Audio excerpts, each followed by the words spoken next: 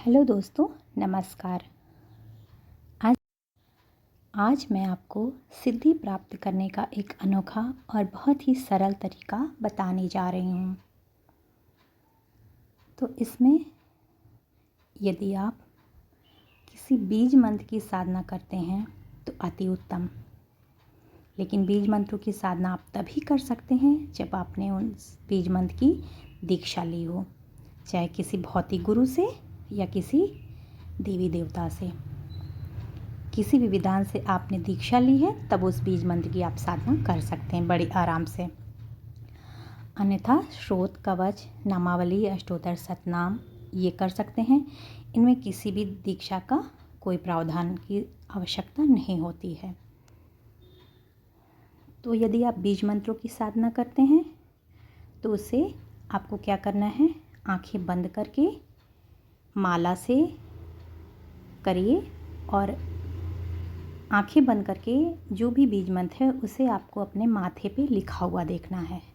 जितनी बार आप पढ़ रहे हैं या जप रहे हैं उतनी बार नया लिखा हुआ आपको देखना है।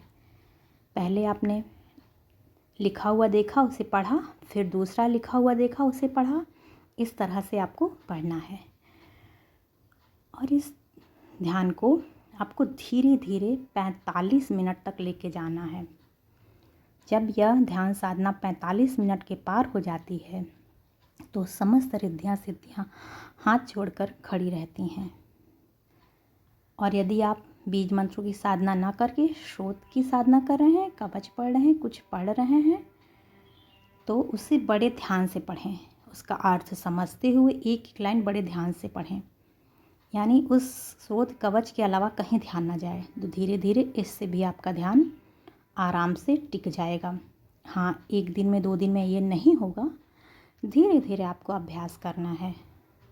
ऐसा अभ्यास करते करते करते करते आप देखेंगे कि आपका ध्यान 45 मिनट के ऊपर पहुंच रहा है। तो आपको रिद्धियाँ सिद्धियाँ निश्चित ही प्राप्त होती हैं। और यदि ध्यान नहीं लग रहा है तो जब भी आप साधना उपासना कर रहे हैं आपको प्राणायाम ज़रूर करके बैठना है। प्राणायाम करने से हमारा मन एकाग्र होता है और हम जहाँ भी ध्यान लगाना चाहते हैं वहाँ बड़ी आराम से ध्यान लगना शुरू हो जाता है। तो प्राणायाम करके आप चाहे बीज मंत्रों की साधना करें, चाहे श्रोत, कवच, अष्टोत्तर, सतनाम या नामावली का, धीरे धीरे अपने ध्यान को आपको बढ़ाना है। कवच श्रोत पढ़ रहे हैं तो उसका बड़ी आराम से लाइन को पढ़ें, उनमें ध्यान लगा दें। एक एक लाइन क्या लिखा है, क्या अक्षर है, उसका अर्थ समझते हुए पढ़ें। इस तरह धीरे धीरे ध्यान 45 मिनट के पार।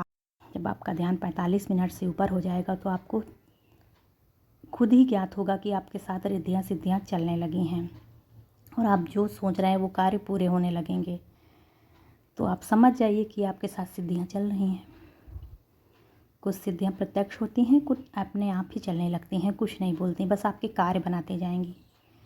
लेकिन वही एक साधक का परम कर्तव्य होता है कि वो रिद्धियों सिद्धियों के चक्कर में ना पड़े। उसे तो परम तत्व की ऊर्जा से संयोग करना होता है, उसे परम तत्व की ऊर्जा प्राप्त करनी है। क्योंकि रिद्धियाँ सिद्धियाँ यदि आपका तपोबल जब तक है तब तक आपके साथ रहेंगी और आपका तपोबल क्षीण भी होता जाएगा, क्योंकि उसमें से वो कुछ हिस्सा लेंगी ज़रूर, तभी आपका कार्य करेंगी। तो आपको बहुत ज़्यादा तपोबल को बढ़ाने में ध्यान देना है। अगर बीज मंत्र कर रहे हैं तो उन्हें लाखों करोड़ों की संख्या में जप डालें। और यदि श्रोत कवच कर रहे हैं तो उनकी जितनी संख्या निर्धारित है 12,000, 11,000 उतना करें और उनकी बार बार पुनरावृत्ति करते रहें। यानी उनका बार बार उसकी साधना रिपीट करते रहें तो उनमें तपोबल बढ़ता जाएगा। पुरस्चरण जिसको कहते हैं वो आप करते रहिए, बार बार उस साधना को दोहराते रहिए तो आपका तपोबल बढ़ता जाएगा। और कोशिश यही करें कि आप परम तत्व की ऊर्जा से जुड़ें। रिद्धियों सिद्धियों के चक्कर में ज़्यादा नहीं पड़ना चाहिए, उससे आपका समस्त तपोबल क्षीण हो जाता है और आपके पास कुछ भी नहीं बचेगा। तो उतना ही रिद्धियों सिद्धियों का इस्तेमाल करें जितने आपको जीवन जीने के लिए आवश्यक हो। अन्यथा परम तत्व की ऊर्जा से जुड़ें और अपनी साधना में आगे बढ़ें, तपोबल को बढ़ाइए। हाँ, यदि बहुत ज़रूरी है तो आप इस तरह से प्रयोग करके रिद्धियों सिद्धियों को प्राप्त कर सकते हैं। अपने ध्यान को 45 मिनट के ऊपर ले जाइए तो रिद्धियाँ सिद्धियाँ निश्चित मिलती हैं।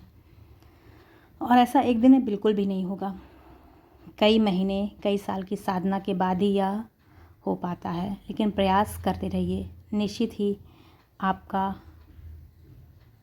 मनोबल बढ़ता जाएगा और साधना में मन लगेगा और रिद्धियाँ सिद्धियाँ आपको मिलेंगी। इस तरह से साधना करें। प्रतिदिन एक ही स्थान, एक ही समय, एक ही आसन पे बैठिए तो आपकी मनोकामना पूर्ण होगी और अपने ध्यान को 45 मिनट के ऊपर ले जाइए। ऐसा कोई चीज़ असंभव नहीं है जो आपको प्राप्त ना हो सके। धन्यवाद।